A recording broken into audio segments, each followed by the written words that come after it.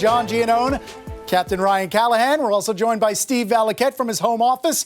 That was an afternoon that I'm sure made you smile. 22 hits for the Rangers, 13 blocked shots, 4 goals. Third period better than the second better than the first. Exactly the way you'd want it scripted. Absolutely. You couldn't draw it up any better than that. And what impressed me the most was we talked about we needed goaltending. You got that. We needed better defensively. You got that. We needed more offense. We got that. But most impressed me was their third period. They locked it down when they had to against a very talented and mature Boston Bruins hockey team.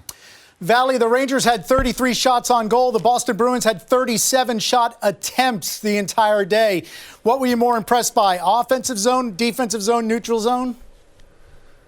Defensively, and specifically the way the Rangers closed out the second period. When you look at the last 3 minutes of the second period, they shut it down. It was 2-0 going into the third period, added 2 more goals.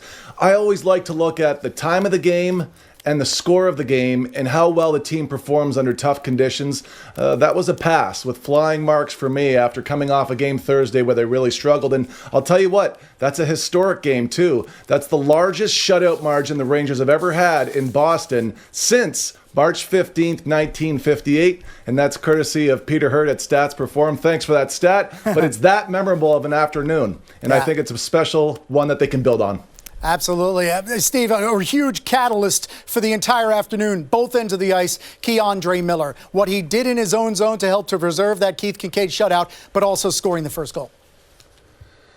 And it's nice to step up in a game where not just he needs it, but the team needs it. It's a bounce-back performance in effort. It's a bounce-back performance in belief. And you get that belief when you see people sacrificing their bodies. Nobody knows it better than the guy to the left of you, John. When you get engaged into the game and you're willing to put your body on the line for a blocked shot, you got to get excited about it, especially when the young guys do it. You saw Miller do it there. You saw Fox do it in the third period, sacrificing his body physically. Great stick on puck here. Follow that up with physicality. He leads with the stick, then he forces the hit. The goal, he just gets it off of his stick as soon as possible. His head is on a pillow as he slides across the blue line, getting it to the net. So he's also rewarding the forwards that are there for him. Callie knows this as well. Kreider's able to skate to the bench afterwards and say, yeah, man, hey, I was taking a beating, but thanks for getting it there. That's yours. So it's neat to see the give and take from the team. That's definitely a growth game for the Rangers this afternoon. Yeah, and the second goal for Kreider Miller in his young career with the Rangers. As you know, Ryan, almost every goal has a genesis that you can trace to for why that goal was scored. Take us in a closer look of Kreider Miller's goal. Yeah, there's a lot of layers to this goal that created to allow the puck to go in the net, and one of the biggest ones obviously is Kreider getting to the net and causing that screen. But as we look closer at this goal, it all starts with the faceoff. Kuchnevich, he helps out Zibanejad off the draw, getting the puck. Kreider knows where he's going. He's going to the front of the net. There's no questions there.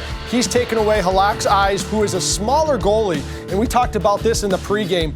He's a smaller goalie, so he has trouble fighting through those screens, as you can see here. And Kreider does such a good job of that. And Valley touched on it a little bit. What I loved most there is Miller's walks the line, his head is up, and he doesn't try to reach the rafters with it, allowing the Bruins defender to block that shot. It's just a quick wrist shot, get to the puck to the net, and things will happen. And obviously Kreider, big part of that goal. Yeah, and Steve, the Rangers finally able to solve Jaro Halak and all his success against them in his career.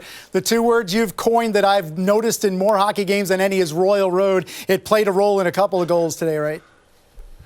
Well, yeah, and we call it a slot line play as well for the hockey guys out there. And it was a slot line Saturday, John. You got to like the fact the guys stayed with it, though, because they missed their first 4. And the law of averages would state 1 out of every 3 ends up in the back of the net. So you miss your first 4 in the first period, but you don't deviate from your game plan because that lane was there. Boston wasn't defending it that tightly. Kreider gets the puck to Zibanejad in the first period for the first one. Panarin gets the puck to Lindgren for the second one. And then Kakko eventually gets it over to Lafreniere. And then Lindgren to Rooney. So you got 4 in the first period that you don't score on, but you stick with it. And then you get a goal where Zibanejad to Kreider gets the finish on that low east to west. And then Panarin to Strome in the third period. There's the line. The pass gets across that area. The goalie's got to open up of his legs, try to get back a second time. And that stretch is there. Now, the Rangers, they had a top 5 offense in the NHL. Let's not forget that. Last year, they made that pass 165 times, more than any other team, highly successful. But having 6 this afternoon, they now have 58 on the season, and they moved all the way up to third. It's something. It's a piece of their offense. But what I like it for more than anything is it sort of sets up a pre-scout for your opposition. They know it's a possibility, and now the Rangers will have a little more success when they choose to shoot the puck as well. And that goal for Ryan Strome made it 3-0 8 minutes into the third, gave the Rangers even more breathing room to lock down the game. Strome with the smile after the goal and with some comments after the game with Sofia Jurkovic.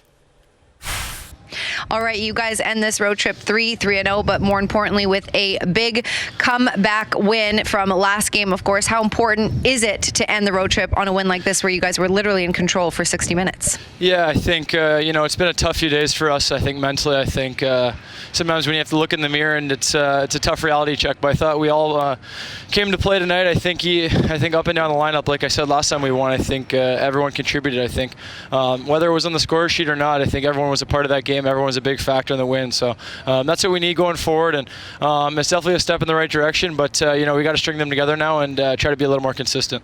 All right. I want to highlight a couple of players in the next questions. We're going to start with Keith Kincaid. The Bruins had a season-low 18 shots on net, but still he made some very important saves. What did you think of his performance tonight in his shutout? Yeah, super happy for him. I think it's never easy to be in the situation he's been in this year. But, he comes to the rink every day. He takes his shots when he's got the chance to. He's out there working with the goalie coaches. And he's coming in relief, obviously, a few times and done really well. So happy to see a guy like that get rewarded. I think, like I said, I can't imagine being in his situation, kind of sitting and watching and practicing. It's not the easiest thing, but really happy for a guy like that. And, it feels good to give him a good effort in front of him.